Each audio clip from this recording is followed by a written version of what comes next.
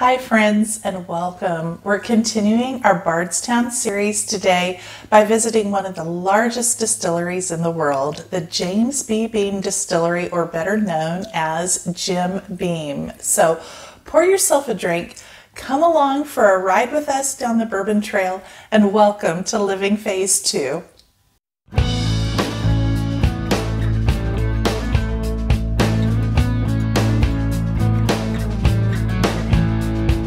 Today, as we visit the James B. Beam Distillery, let's just call it the Jim Beam Distillery. Make it easy. Yes. I want you to know it's very close to Bardstown. It's only about 10 or 15 minutes away. So it's a wonderful stop if you are staying there in Bardstown like we did. Probably one of the easiest distillery tours to take. It's just so close and accessible. But speaking of the tour itself, we took the Beam Made tour, which is kind of their standard tour. They take you, show you how it's made. They take you through the processes and you get a tasting at the end. But Jim Beam does offer a whole variety of tours. Take a look at their website and we will put a link in the description.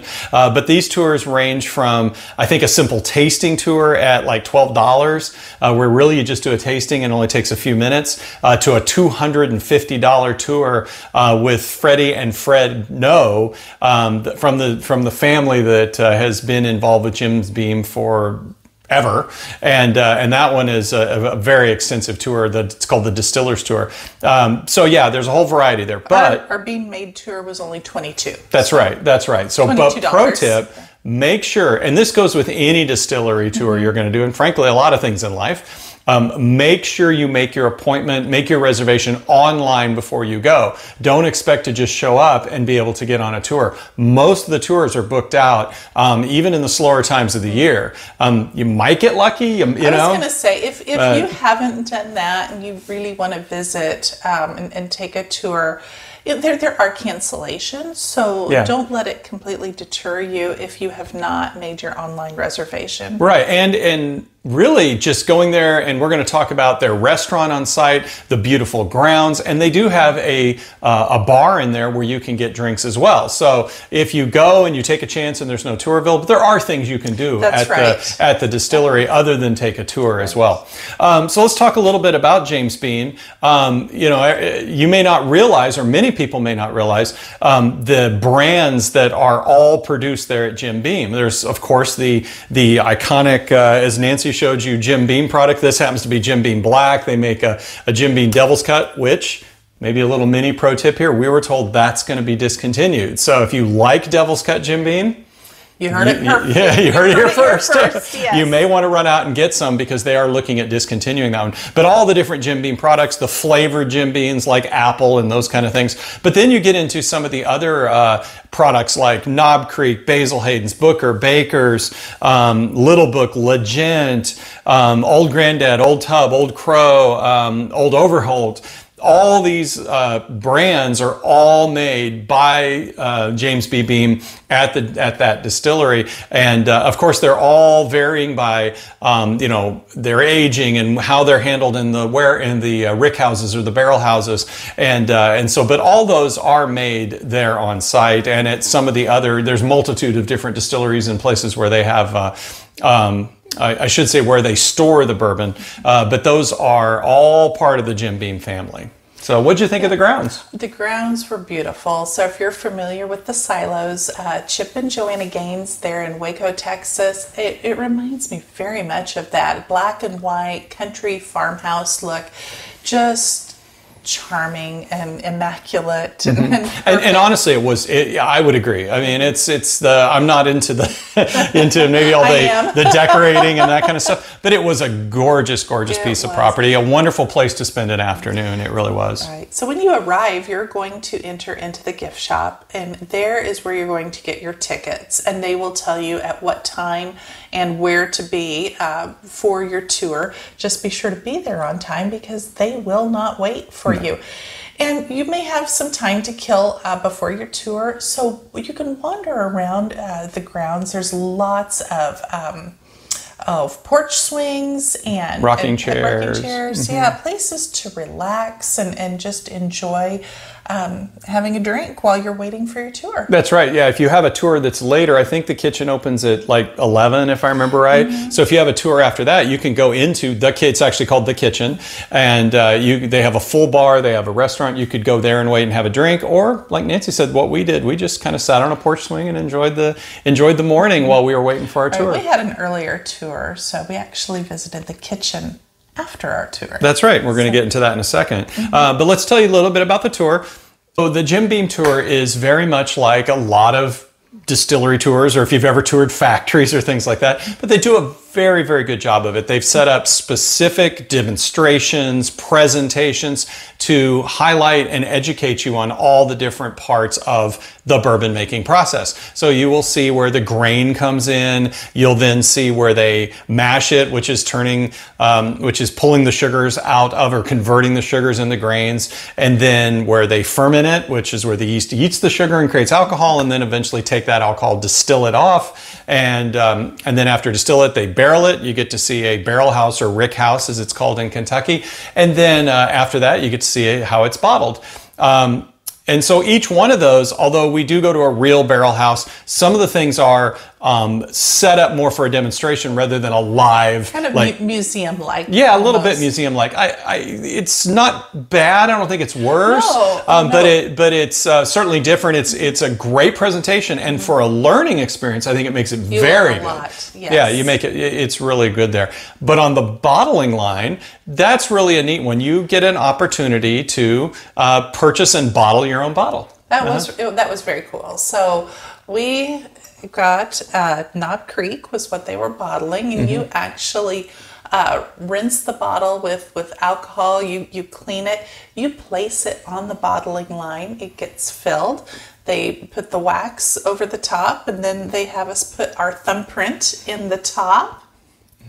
So that was a really cool thing, and we even got it engraved in the gift shop at the end. And so effectively, you pay about the same cost that you would pay for a Knob Creek in if you can get a Knob Creek 9, that you would pay for it in a liquor store. Yes. Then, of course, after the tour is completed, you go to a very nice tasting room. Everything's laid out for you. And we got to taste the original Jim Beam, Basil Hayden's, some Knob Creek. You had a bourbon of your choice, which the day we were there, it was Booker's and Legent. And I selected Booker's because I actually have a bottle of Legend at home, so I have that one. And then you got a little biscuit that was nice to eat between the tastings. Very well done tasting, a lot of fun, very educational. Walked you through from the lowest proof, kind of mildest, which is the original Jim Beam, most popular bourbon. Well, maybe second most popular. I think Jack Daniel's is technically the most popular. And then with Jim Beam moving on into the others, I thought the tasting was really well done. And then after that, we walked out to... Well, we went to a bar that they had old fashions. And that was included as part of the tour too. Yeah. So, which that's how I like my bourbon, is in an old fashioned or in tulips. Yeah. So that was quite good. Yeah, and the bartender did an excellent job, made a great old fashioned. So then after our tasting was done, we had our old-fashioned. Where does the tour end? Oh, it ends in the gift shop. That's right. So I had to pick up a little souvenir there. One of our favorite smells is when you go in the brick house and you smell that angel's share of the bourbon evaporating from the barrels. It's just almost heavenly, and they sell these Jim Beam double oak candles. This is it's made by Candleberry, and I just want to share with you, it is scented all the way through. I've burned it probably actually quite 4 a bit. or 5 hours. Yeah. And it still has a wonderful scent that's sensed not just on the top, it's all the way through. So it's been a good candle. I enjoy it immensely. Yep, and that's also where in the gift shop is where they're holding, and you pick up your bottle of Knob Creek if you bottled it on the bottling line, and you have the opportunity there to have it laser engraved. And I think it's an additional, if I remember right, $10 or so. And of course, we had Living Phase 2 put on it, and as a nice little memento there. But you could have anything. You could have Happy Birthday, Mike, or anything that right, anything that'll fit in their engraver, and it just takes a couple of minutes. The lady's there, and she gets it in the machine in the laser and puts it all together. Yeah, it was pretty neat to watch. Yeah. So after we were all done, it was lunchtime. We were a little hungry, so we went to the Kitchen Table, which is their restaurant on the property there. It's just beautiful.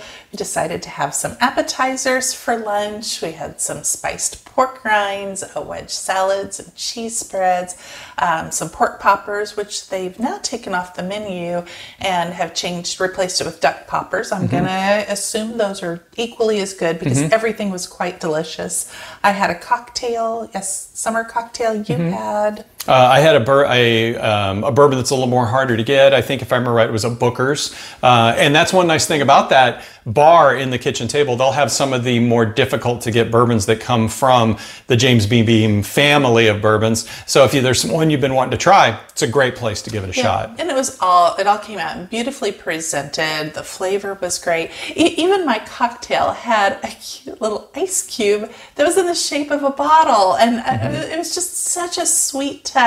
I actually found those on Amazon, the silicone molds for them.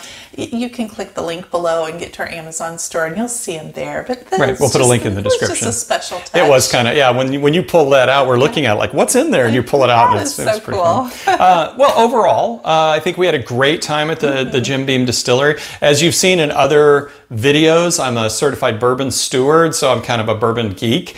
And I was like, okay, you got this big production facility. Is it going to be fun?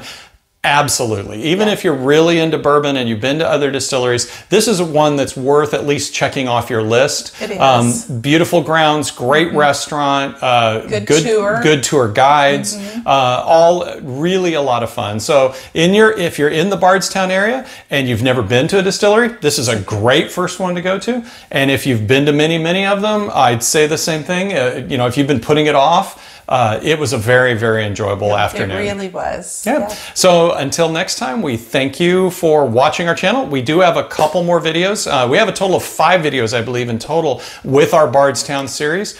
So make sure that you subscribe to our channel. And if this video was helpful, you thought it was interesting, hit that like button and hit the notifications so that you see these other videos when they come out. Other than that, we'll have many, many more videos coming out on living life in the second phase as empty nesters. Thank you, friends, for watching. Have a great day.